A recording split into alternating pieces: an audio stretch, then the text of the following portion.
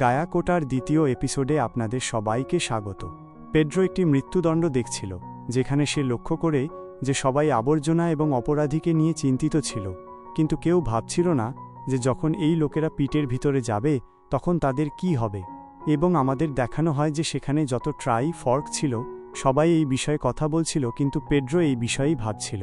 এবং তারপর দৃশ্য আবার বর্তমানে আসে, যেখানে পেড্রোর উপর অনেক দানব আক্রমণ করে। পেড্রো বুঝতে পারে না কি হচ্ছে। সে দেখে যে এই সমস্ত দানব আবর্জনা দিয়ে তৈরি। পেড্রো তার জীবন বাঁচাতে সেখান থেকে পালায়, কিন্তু দানবরা পেড্রোকে অনুসরণ করে এবং তাকে চারদিক থেকে ঘিরে ফেলে। পেড্রো বুঝতে পারে না এখন কি করবে, এবং তখনই হঠাৎ করে দানবরা পেড্রোকে আক্রমণ করে। পেড্রো কোনো মতে বেঁচে যায়, কিন্তু যখন সে নিচে পড়ে সে তার সামনে একটি মানুষের খুলি দেখে, যা দেখে সে বুঝতে পারে যে সে আক্ষরিক অর্থেই নরকে চলে এসেছে। এবং তখনই হঠাৎ করে একটি বিশাল বিস্ফোরণ হয় এবং মাটি সম্পূর্ণভাবে ধসে যায়। পেড্রোর অবস্থা খুবই খারাপ ছিল। সে ঠিকমতো শ্বাস নিতে পারছিল না, কারণ বাতাস সম্পূর্ণ বিষাক্ত ছিল।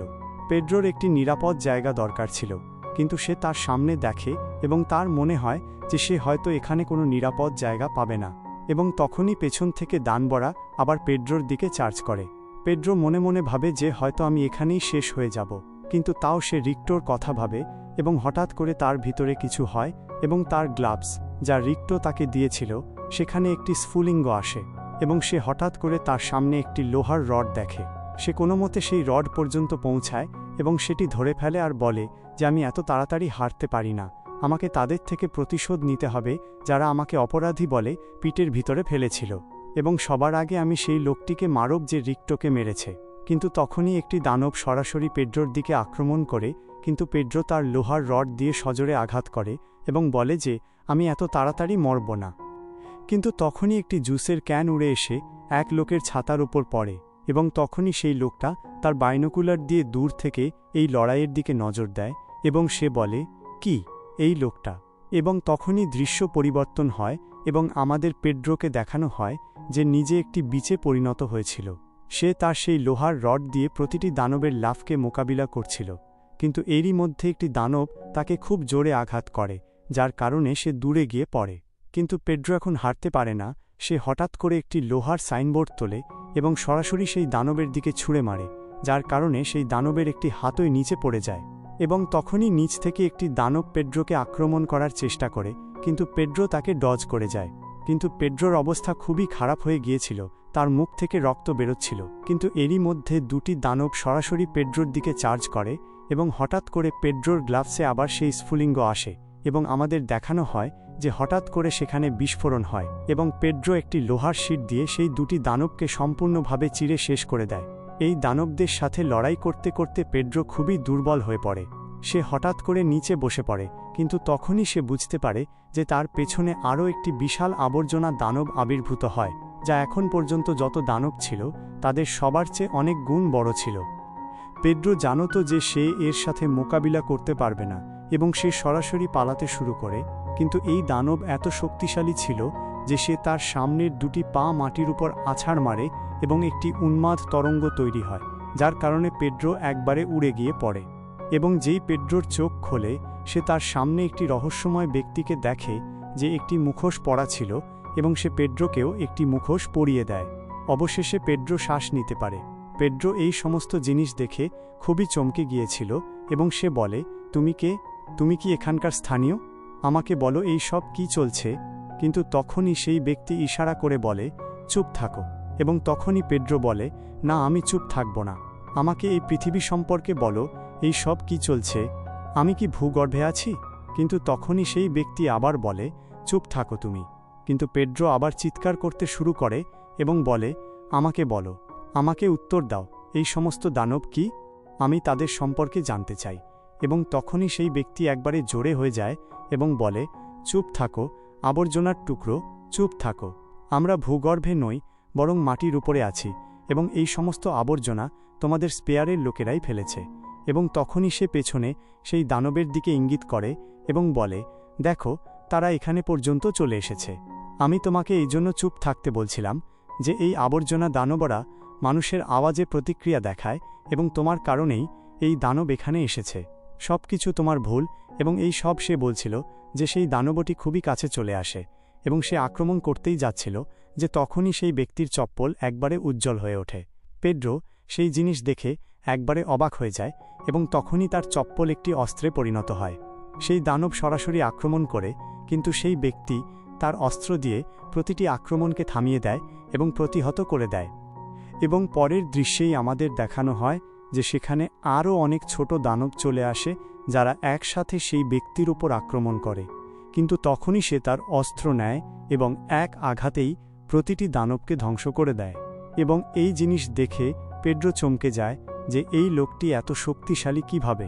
কিন্তু তখনই আমাদের দেখানো হয় যে প্রধান আবর্জনা দানবটি একটি বিশাল আক্রমণ করে, যা আবার সেই ব্যক্তি তার অস্ত্র দিয়ে প্রতিহত করে দেয় এবং তারপর সে তার সমস্ত শক্তি তার অস্ত্রের মধ্যে কেন্দ্রীভূত করে এবং উপর থেকে সজোরে আঘাত করে, যা সহজেই এই দানবকে একবারে চিরে সম্পূর্ণভাবে ধ্বংস করে দেয় এবং এর সাথেই সেই বিশাল দানব শেষ হয়ে যায়।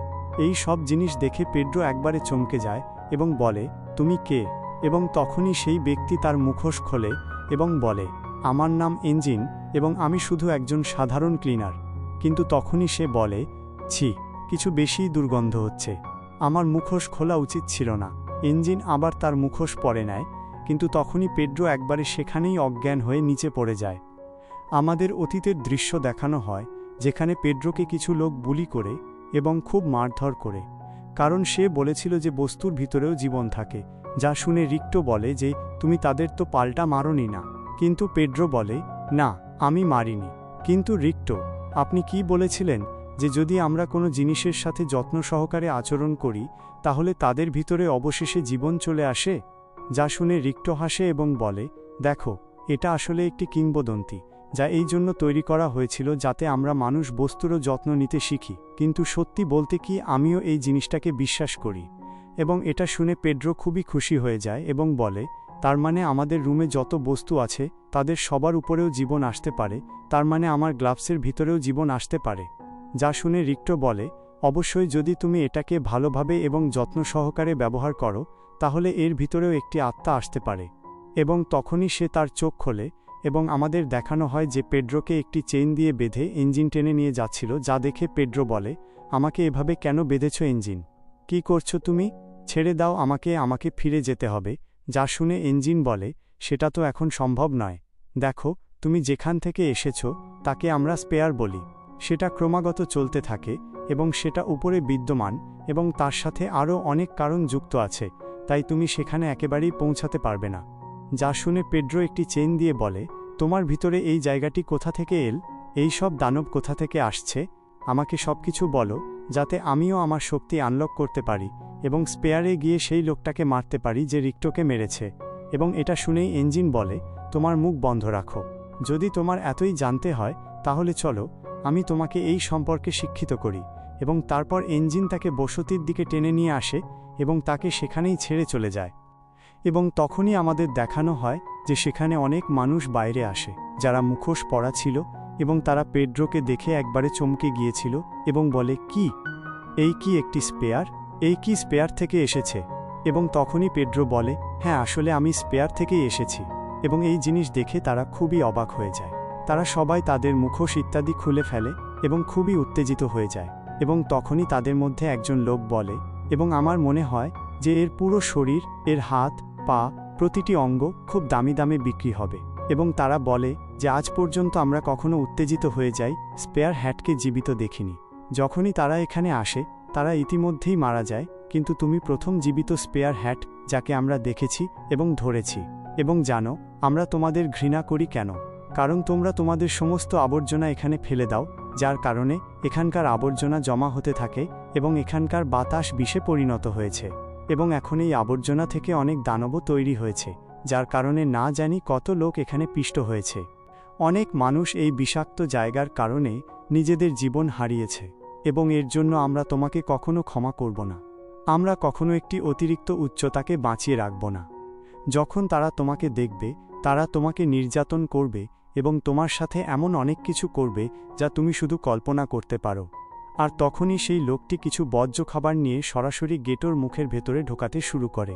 কিন্তু তখনই গেটো রেগে যায় এবং সেই লোকটির আঙুল চিবিয়ে ফেলে। কারণ সেই লোকটি খুব ভয় পেয়ে যায় এবং পিছিয়ে আসে। কিন্তু তখনই গেটো বলতে শুরু করে যে ভূমি হোক বা অতিরিক্ত, সব জায়গায় শুধু মানুষ একটি জিনিসকে আবর্জনায় পরিণত করতে প্রস্তুত। এই জিনিসটি নোংরা নয়, এটি এখনও খাবার যোগ্য। আর সে সেই আবর্জনাযুক্ত খাবার খেতে শুরু করে এবং আমাদের দেখানো হয় যে তার শরীর থেকে একটি ভিন্ন আভা বের হচ্ছে এবং সে সেই জিনিসটিকে ভেঙে একদম বাইরে বেরিয়ে আসে। আর সে বলে যে তোমার কি মনে হয় যে তুমি যে কোনো উপায়ে আমাকে ট্রিট করতে পারো, কিন্তু আমি এই জিনিসটি আর সহ্য করব না। আর আমাদের দেখানো হয় যে তার যে আভা ছিল, যে শক্তি ছিল, তা এত বেশি ছিল যে সেখানে তার সামনে যত জিনিস ছিল সব কিছু হাওয়ায় ভাসতে শুরু করে। এই জিনিসটি উপর থেকে ইঞ্জিন দেখে এবং সে খুব অবাক হয়। আর তখনই হঠাৎ করে গেটোর রিস্টোর সেই কথাগুলো মনে পড়ে যে যদি তুমি কোনো বস্তুকে যত্ন করে ট্রিট করো তাহলে তাদের ভেতরেও আত্মা চলে আসবে এবং তারা তোমাকে সবসময় সমর্থন করবে। আর এই জিনিসটি যেই গেটো ভাবে, সে তার সামনে একটি শিকল ধরে। সেই শিকলের ভেতরে জীবন চলে আসে। সেই শিকল একটি অস্ত্রে পরিণত হয়। গেটোর এই ক্ষমতা দেখে সবাই অবাক হয়ে যায়, এমনকি ইঞ্জিনও। ইঞ্জিন জানায় যে যে ব্যক্তি কোনো বস্তুর ভেতরে প্রাণ দিতে পারে এবং তার ভেতর থেকে তার শক্তি বের করতে পারে তাদের আমরা গিভার বলি। আর আমাদের দেখানো হয় যে গেটো একটি বীজে পরিণত হয়েছিল এবং সেই লোকগুলো সরাসরি গেটোর দিকে আক্রমণ করে। কিন্তু গেটো খুব সহজেই তাদেরকে তার অস্ত্র দিয়ে দূরে সরিয়ে দেয়। কিন্তু তখনই একজন লোক চিৎকার করে বলে যে তার অস্ত্রের, তার শিকলের উপর আঘাত করো।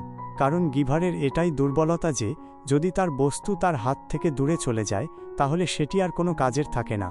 আর তখনই তাদের মধ্যে একজন তার হাতের উপর আঘাত করে এবং সেই শিকলটি একদম নিচে পড়ে যায়। কিন্তু তখনই গেটো একটি টায়ার ধরে এবং সেই টায়ারই একটি অস্ত্রে পরিণত হয়, যা দেখে ইঞ্জিন এবং বাকি লোকেরা একদম হতবাক হয়ে যায়। কারো বিশ্বাস হচ্ছিল না যে গেটো শুধু একটি বস্তুর ভেতরেই প্রাণ দিতে পারে না, বরং সে একাধিক বস্তুর ভেতরে প্রাণ দিয়ে সেটিকে নিজের শক্তি অনুযায়ী ব্যবহার করতে পারে। আর তারপর গেটো সেই টায়ারের সাহায্যে সেখানে যত লোক ছিল তাদের সবাইকে পিষে ফেলে। আর তখনই সে এগিয়ে যায় এবং শেষ লোকটিকেও মারতে যাচ্ছিল। কিন্তু তখনই সেখানে ইঞ্জিন চলে আসে এবং তাকে থামিয়ে দেয় আর বলে যে তুমি অনেক কিছু করে ফেলেছ পুত্র, এখন আর বেশি পরিশ্রম করো না। আর এই সব জিনিস গেটোর উপলব্ধি হয়। গেটো বলে যে এগুলো কি আমি করেছি, এগুলো কি আমার ভেতরের শক্তি। গেটো ভাবে যে কিভাবে সে শুধু রিস্টোর সেই কথাগুলো মনে করল আর তার ভেতরে এত শক্তি চলে এলো। কিন্তু এই শক্তিকে গেটোর শরীরও সামলাতে পারছিল না এবং তার নাক থেকে রক্ত বের হতে শুরু করল। আর তখনই সেই ইঞ্জিন জানায় যে গেটো, তোমার ভেতরে অনেক শক্তি আছে, এমনকি তোমার নিজের শরীরও এই জিনিসটিকে সামলাতে পারছে না। আমি তোমাকে এই দুনিয়া সম্পর্কে সব কিছু বলবো, কিন্তু তার বদলে তুমি ক্লিনারদের জয়েন করবে, তুমি আমার সাথে কাজ করবে। আমাদের গ্রুপের তোমার মতো লোকের দরকার। আর এটা শুনে গেটো মনে মনে একদম অবাক হয়, কিন্তু বলে যে আমার মনে হয় না যে আমার জয়েন করা উচিত। যাই হোক, এরই সাথে এই এপিসোড শেষ হয়। দেখা হচ্ছে পরের এপিসোডে। পরের এপিসোড এর থেকেও বেশি শক্তিশালী হতে চলেছে। তো ততক্ষণ পর্যন্ত বাই বাই। আর সবার আগে ভিডিও দেখার জন্য চ্যানেলটি সাবস্ক্রাইব করে দিও।